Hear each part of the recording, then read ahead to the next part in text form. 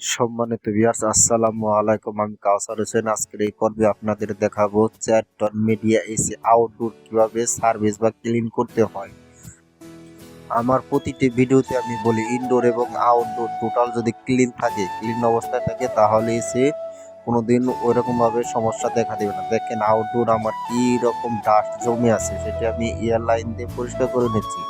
Air line বেশি রকম dust থাকলে এয়ার লাইন দিলেও সম্পূর্ণভাবে ক্লিন হয় না। দেখেন আমি এয়ার দিয়ে হাওয়া দিচ্ছি, দেখেন কি রকম ভাবে ময়লা সেটি সরে যাচ্ছে এবং ক্লিন হয়ে যাচ্ছে এবং দেখা যাচ্ছে ওই সাইড দেখা যাচ্ছে, এবং বাকি যে সাইড হাওয়া দিচ্ছে না সেই সাইড দেখা যাচ্ছে না। সেই জন্য এখন আমি ভালো মতো পরিষ্কার করার জন্য আমি আউটডোরের সকল কাভার খুলে নিচ্ছি।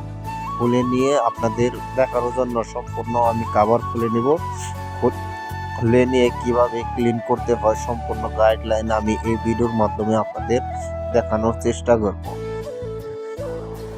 হাওয়া দিয়ে ক্লিন করবো। হাওয়া দিয়ে ক্লিন যদি সম্পূর্ণভাবে না হয়, আমি পানি দিয়ে ক্লিন করে আমি এই ভিডিওতে আপনাদের দেখানোর চেষ্টা করবো। দেখুন এখন আমার আউটডোরের প্রায় অর্ধেক কাভার খোলা শেষ। এখন আমি হাওয়া দিব। হাওয়া দিয়ে যে কয়েলটা আছে এই কয়েলটা সম্পূর্ণ পরিষ্কার রাখতে হবে। এই কয়েলে যদি কোনো রকম ভাবে ময়লা থাকে, এক্সস্ট ফ্যান, দেখেন ফ্যান আছে, এক্সস্ট ফ্যান যদি হাওয়া না টানতে পারে তাহলে কিন্তু এসিতে ঠান্ডা বাতাস আসবে না, এসিতে ইরোর বা বিভিন্ন প্রকার হ্যাং চলে আসবে।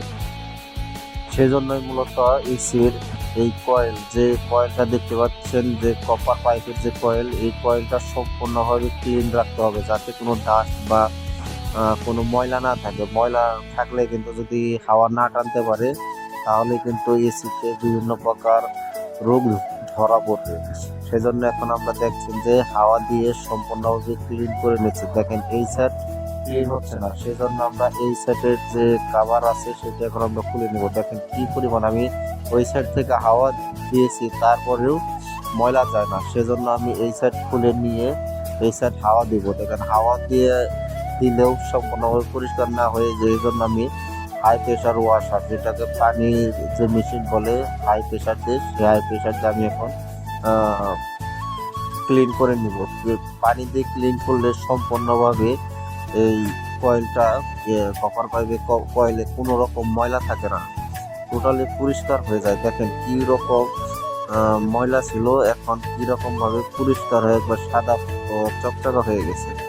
মূলত ইসি সার্ভিসিং এই হাই প্রেশার ওয়াশার দিয়ে যদি আপনারা প্রতি মাসে একবার করে করেন, তাহলে আমি আশা করি এসিতে কোনো রকম কোনো হ্যাং করবে না, এসি সম্পূর্ণভাবে চলবে। এবং যদি লিকেজ হয়, লিকেজের ভিডিও আমি আগামী পর্বের ভিডিওতে আমি দেখাবো কীভাবে লিকেজ সারতে। এভাবেই আপনারা সার্ভিসিং বা ক্লিনের কাজ করে থাকবেন। সকলকে ধন্যবাদ।